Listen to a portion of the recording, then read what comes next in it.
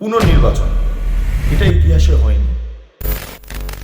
ফলতা থেকে অভিষেক বন্দ্যোপাধ্যায় বিপুল লিড পান এবং তিনি প্রায় 7 লাখের ওপর ভোটে সাংসদ হিসাবে দিল্লিতে যান। আর এই অভিষেক বন্দ্যোপাধ্যায়ের ডান হাত জাহাঙ্গীর, তার হাতে এই সমস্ত জায়গাগুলো কন্ট্রোলে রয়েছে, বিশেষ করে ফলতা। আপনাদের মনে আছে ইন্দিরা গান্ধী উত্তরপ্রদেশের রায়বেরেলি থেকে তিনি প্রতিদ্বন্দ্বিতা করেছেন, কিন্তু তার বিরুদ্ধে অভিযোগ উঠে আসে সরকারি গাড়ি ব্যবহার করেছেন, সরকারি মাইক ব্যবহার করেছেন প্রচারের ক্ষেত্রে, সরকারি কর্মচারীদের প্রচারের ক্ষেত্রে ব্যবহার করেছেন। তারপর ইন্দিরা গান্ধী কৌশল বুঝে ওই বছরে ওই মাসে জরুরি অবস্থা ঘোষণা করে দিলেন।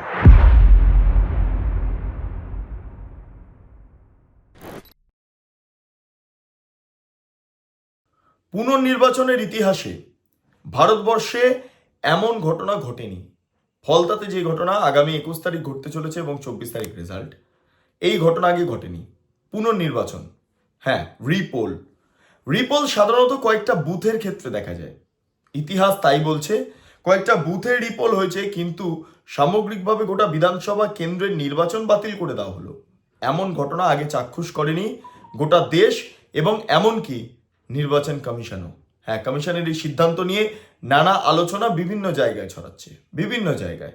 অভিষেক বন্দ্যোপাধ্যায় এই মুহূর্তে টুইট করেছেন, এক্স হ্যান্ডেলে পোস্ট করেছেন, সেটা আপনারা দেখতে পাচ্ছেন। কার্যত হুমকির সুরে ইলেকশন কমিশনকে এবং কেন্দ্রীয় সরকারকে এক কেন্দ্রবিন্দুতে দাঁড় করিয়ে লাগাতার দুস্তে পিছপা হচ্ছেন অভিষেক বন্দ্যোপাধ্যায়।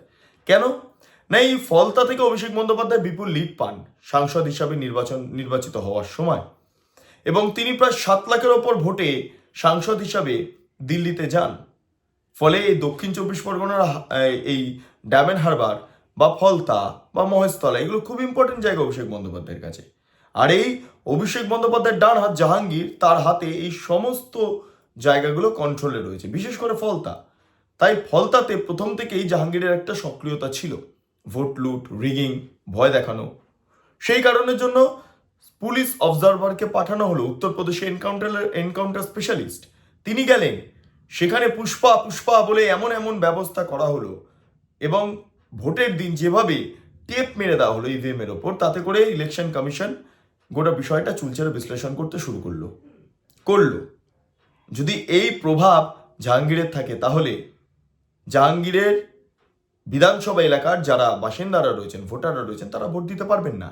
এবং এই বিষয়টাকে মাথায় রেখেই ইলেকশন কমিশনের মস্তিষ্কে চলতে থাকলো নতুন এক সমীকরণ, এবং সেই সমীকরণের বহিঃপ্রকাশ দেখা যাচ্ছে আগামী 21 তারিখ ফলতা বিধানসভা কেন্দ্রে আবার নির্বাচন হবে, রিপোল, ঠিক আছে, এবং তার রেজাল্ট বেরোবে 24 তারিখ, 24, ঠিক আছে। মে মাসে সরকার কি গঠন হবে না গঠন হবে আমাদের জানা নেই, ফলাফল কি হবে না হবে জানা নেই, কিন্তু ফলতাতে নির্বাচন 21 মে এবং 24 মে সেটার ফল প্রকাশ, এটা রাজনৈতিকভাবে তাৎপর্যপূর্ণ। গোটা দেশের ইতিহাসে, গোটা দেশের রাজনৈতিক ইতিহাসে, ইলেকশনের ইতিহাসে, ভোটের ইতিহাসে সেটা অবশ্যই তাৎপর্যপূর্ণ। নমস্কার, আপনারা দেখছেন বেঙ্গল লিবার্টি, আমি বিট্টু রায়চৌধুরী। আপনাদের কাছে কিছু সমীক্ষা, কিছু ইনফরমেশন, কিছু তথ্য এগুলো আপনাদের সামনে তুলে ধরবো, যাতে করে আপনাদের একটু বুঝতে সুবিধা হয়। অনেক ঘটনা ঘটে গিয়েছে, গত কয়েক দশক ধরে একের পর এক ঘটনা ঘটেছে, যেগুলোর সাথে কোথাও গিয়ে ফলতার একটা লিঙ্ক পাবেন। আমি প্রথমে চলে যাব, দেশের ইতিহাসে কারচুপির কারণে গোটা বিধানসভায় রিপোল কার্যত ঘটেনি, কিন্তু কয়েকটা জায়গাতে রিপোল হয়েছে এবং সেই রিপোলটা বুথে। যেমন 1996 সালের পাটনা লোকসভা কেন্দ্র, আবারও বলছি 1996 সালের পাটনা লোকসভা কেন্দ্র, সেখানে বুথ দখল এবং হিংসা চলছে, প্রচুর হিংসা চলছে। আগে জানেন আপনারা বিহারে কিভাবে নির্বাচন হতো, হিংসা ছাড়া। পশ্চিমবঙ্গে আজকে যেভাবে হিংসা হয়, ঠিক একইভাবে বিহার হতো, হিংসা ছাড়া নির্বাচন হতো না। এবং সেই কারণের জন্য এটা কেসটা আদালত পর্যন্ত যায় এবং আদালতের নির্দেশ মোতাবেক প্রায় 700-র বেশি, আবারও বলছি 700-র বেশি বুথে রিপোল হয় এবং ম্যাক্সিমাম রিপোলটা হয় দানাপুর এবং পাটনা পশ্চিম বিধানসভাতে। হ্যাঁ, দানাপুর এবং পাটনা পশ্চিম বিধানসভাতে। ঘটনাটা 1996 সালের ঘটনা, 1996। এবার চলে যাব 2019-এ লোকসভা নির্বাচন, ত্রিপুরা পশ্চিম লোকসভা কেন্দ্র, আবারও বলছি ত্রিপুরা পশ্চিম লোকসভা কেন্দ্র।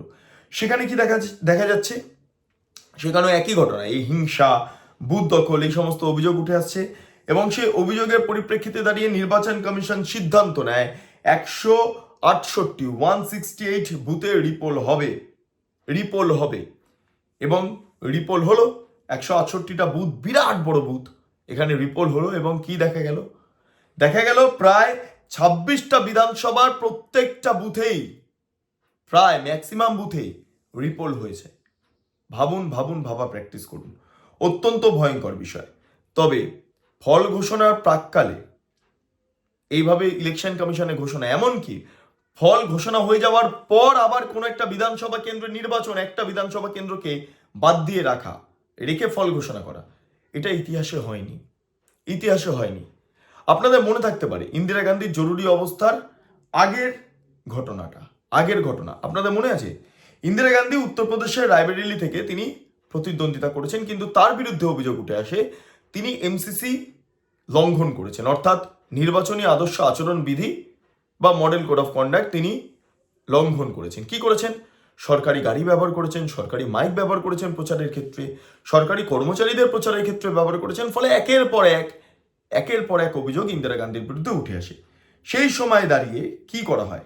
রাজনারায়ণ ইন্দিরা গান্ধীর প্রধান প্রতিদ্বন্দ্বী ছিলেন রায়বেরেলিতে, তিনি কোর্টে যান এবং সেক্ষেত্রে দাঁড়িয়ে আমরা যেটা জানতে পারছি যে এলাহাবাদ হাইকোর্টে একটা মামলা দায়ের হয় এবং দীর্ঘ সওয়াল জবাব, শুনানি ইত্যাদির পর 1975 সালের 12ই জুন এলাহাবাদ হাইকোর্ট নির্দেশ দেয় যে ইন্দিরা গান্ধী 6 বছরের জন্য কোনো নির্বাচনে প্রতিদ্বন্দ্বিতা করতে পারবেন না এবং রায়বেরেলি থেকে তার যে সদস্য পদ সেটা খারিজ হবে, সাংসদ পদটা খারিজ হবে এবং সেটা যদি হয় তাহলে ইন্দিরা গান্ধী আর প্রধানমন্ত্রী থাকতে পারবেন না। ইন্দিরা গান্ধীর মস্তিষ্কে অনেক ভাবনা চিন্তার উন্মেষ ঘটল, এই নির্বাচনকে অবৈধ ঘোষণা করে দিল কোর্ট। তারপর কি হলো? তারপর ইন্দিরা গান্ধী কৌশল বুঝে ওই বছরেই, ওই মাসেই জরুরি অবস্থা ঘোষণা করে দিলেন। হ্যাঁ, করালেন রাষ্ট্রপতিকে দিয়ে, কিন্তু মস্তিষ্কটা ইন্দিরা গান্ধীর। ফলে তারপর জরুরি অবস্থা জারি হয়ে যাওয়ার পর যথারীতি ইন্দিরা গান্ধীকে আর সরতে হলো না সাংসদ পদ থেকে, প্রধানমন্ত্রী পদ থেকে সরতে হলো না। এটা অনেক স্ট্র্যাটেজির বিষয় রয়েছে, ইন্দিরা গান্ধী সেটা লাগু করলেন। তারপর জরুরি অবস্থার যে ভয়াবহতা সেই সম্পর্কে আমরা প্রত্যেকেই ওয়াকিবহল। হ্যাঁ, আর আজকের দিনে দাঁড়িয়ে পশ্চিমবঙ্গে অলিখিত জরুরি অবস্থা। এখানে সাংবাদিকরা গ্রেপ্তার হন, সাধারণ মানুষ আক্রান্ত হন, খুন হন, মহিলারা ধর্ষণের শিকার হন, পলিটিক্যাল পার্টির সদস্যরা, বিরোধী পার্টির সদস্যরা তারা ভোট পরবর্তী সন্ত্রাসে মৃত্যুর মুখে ঢলে পড়েন এবং প্রত্যেক কটার নেপথ্যে একটা পার্টি দাঁড়িয়ে রয়েছে, যে পার্টি মমতা বন্দ্যোপাধ্যায়ের নেতৃত্বাধীন তৃণমূল কংগ্রেস। আজও তৃণমূল কংগ্রেস থ্রেট দিচ্ছে 4 তারিখের পর বুঝে নেওয়া হবে ইত্যাদি। ফলে কতটা অ্যাগ্রেসিভ ভাবুন। জাহাঙ্গীর পুষ্পা এসব করতে থ্রেট দিচ্ছেন। সেই ভিডিওগুলো প্রকাশ্যে এসে গেছে, প্রত্যেক কটা ভিডিও আপনারা এই স্ক্রিনে ডাবল উইন্ডোতে দেখতে পাচ্ছেন। ফলে কি অবস্থা হয়ে দাঁড়িয়েছে, গোটা ফলতাতে কিভাবে সন্ত্রাস চালানো হচ্ছে, সব কিছু সম্পর্কে আপনারা ওয়াকিবহল হয়ে রয়েছেন। এই অবস্থায় দাঁড়িয়ে নির্বাচন কমিশন দেখল যে ফলতার মানুষ ভোট দিতে পারেননি, নিরপেক্ষ শান্তিপূর্ণভাবে ভোট না হওয়ার জেরেই আজকে ঐতিহাসিকভাবে ফলতাতে নির্বাচন হচ্ছে, পুনর্নির্বাচন এবং বুথে নয়, টোটাল বিধানসভা কেন্দ্রে। অর্থাৎ ইলেকশন কমিশন 4 তারিখ যে ফলাফল ঘোষণা করছে সেটা 293টা কেন্দ্রের পরিপ্রেক্ষিতে দাঁড়িয়ে ফলতাটা বাকি থেকে যাবে। ফলতার ফলাফল বেরিয়ে আসবে 24শে মে।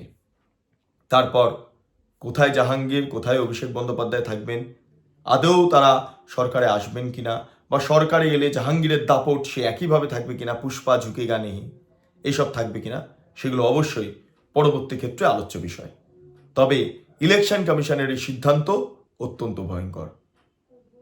কিছু ক্ষেত্রে কোর্টের হস্তক্ষেপ, আর এই প্রথমবার ভারতের রাজনৈতিক ইতিহাসে, নির্বাচনের ইতিহাসে ইলেকশন কমিশনের এত বড় পদক্ষেপ। নির্বাচনের ফলাফল ঘোষণা হয়ে যাওয়ার পর গোটা বিধানসভাতে আবার নির্বাচন, একটা বিধানসভা বাদ দিয়ে ফলাফল প্রকাশ করা হবে। অত্যন্ত ভয়ঙ্কর একটা বিষয় এই মুহূর্তে উঠে আসছে।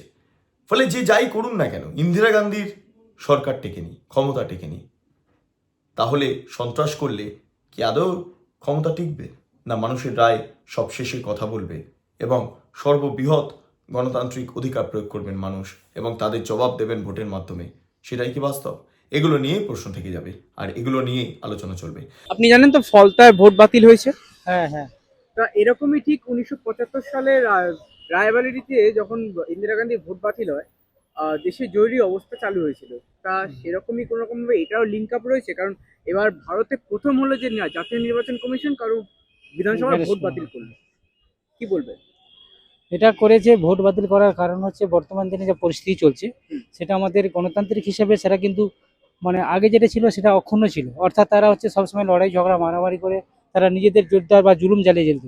আর এই কারণবশত যেটা জ্ঞানেশ কুমার করেছেন সেটা হচ্ছে আমাদের শুধু আমার সুবিধা নয়, প্রত্যেকটা মানুষ বা প্রত্যেকটা জনগণের যে উপেক্ষা রইল না, তারাও তাদের আশা বা নির্বিকাশ তারা নির্ভয়ে তাদের ভোটদান প্রক্রিয়া তারা পরিকল্পনা করতে পেরেছে বা তারা চালনা করতে পেরেছে। এটা সবার কাছে ক্ষুণ্ণ এবং হচ্ছে আমি মনে করব আগামী দিনে যে সরকার আসুক তারা যেন সুপ্রতিষ্ঠিতভাবে সকলকে সুকাম্যভাবে তারা ভোট দেয়, এটা আমি আশা প্রকাশ করছি। রিপোল ওখানকার পাবলিক যে বলেছে সেই অনুযায়ী তো রিপোল হচ্ছে, মানে আবার ইলেকশন করাতে হচ্ছে। এটাই তো, যে ভোটার দায় নেই, দিতে পারেনি, তার জন্য তো ভালোই হচ্ছে। এটা আমি কিছু বলতে পারবো না, কেন এটা ঠিক মতন জানি না, সেটা আমি কিছু বলতে পারবো না এর মধ্যে। আগেরবার কোর্ট করেছিল, এবার নির্বাচন কমিশন করলো, ভারতে প্রথমবার। এই তো বলছি দাদা, আমি আগে তো বললাম ইলেকশন কমিশন এরকম কেন করছে, কি দরকার আছে, কি ব্যাপার আছে, এটা তো জনতাকে জানতে হবে কেন হচ্ছে। বারবার এটা বাতিল করুন, এটা করুন, এটা বাতিল করুন, এটা করুন, এটা কি দরকার আছে? এই 24 তারিখের রেজাল্টটা ফাইনাল হয়ে যেত। আর যে এই রেজাল্টটা 21 তারিখ যে ইলেকশন হচ্ছে, ওই ইলেকশনটা তো কালকে হওয়ার দরকার ছিল, কেন করলো না? যে কারচুপির জন্য দুটো জায়গায় আগেরবার বাতিল করেছিল হচ্ছে 1975 এলাহাবাদ কোর্ট, এবার বাতিল করলো হচ্ছে জাতীয় নির্বাচন কমিশন। কোনো রকম লিঙ্ক আপ রয়েছে এরকম ভাবে কারচুপির জন্য?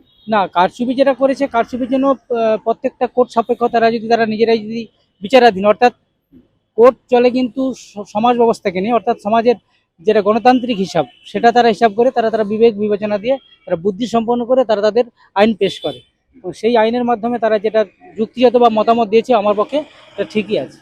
আমি অতটা জানি। আচ্ছা, আরেকটা বিষয়, সেই সময় যখন উনি হারেন, মানে নির্বাচন বাতিল করা হয়, উনি জরুরি অবস্থা জানেন তো কি জিনিস? যে বিরোধীদেরকে গ্রেফতার করা, সংবাদ মাধ্যমের উপরে ব্যান ঘোষিত করে দেওয়া, এসব বিষয় ঘটেছিল। সংবাদ মাধ্যম বন্ধ করে দেওয়া, মানুষের অনেক অসুবিধা হয়েছিল সেই সময়। তো এইবারে কি রাজ্য কি জরুরি অবস্থার মতো কোনো রকম জিনিস ঘটতে পারে, বা রাজ্য জরুরি অবস্থা হতে পারে? এটা তো সেটা বলতে পারছি। বলতে পারবেন না। এমনি 75-এ দেশে জাতীয় জাতীয় অবস্থা বলছি, জরুরি অবস্থা চালু হয়ে গেছিল। তো ওরকম কি রাজ্যে এবার জরুরি অবস্থার সময় এসছে? আমার মনে হচ্ছে যেটা ভোটের রেজাল্টের পর, অর্থাৎ যে রেজাল্ট ঘোষণা করবে তারপরে যে সরকার বা বিরোধী পক্ষ, আশা করি যারা আগের যারা সরকার ছিল তারা হয়তো তাদের শক্তি প্রয়োগ করতে পারে।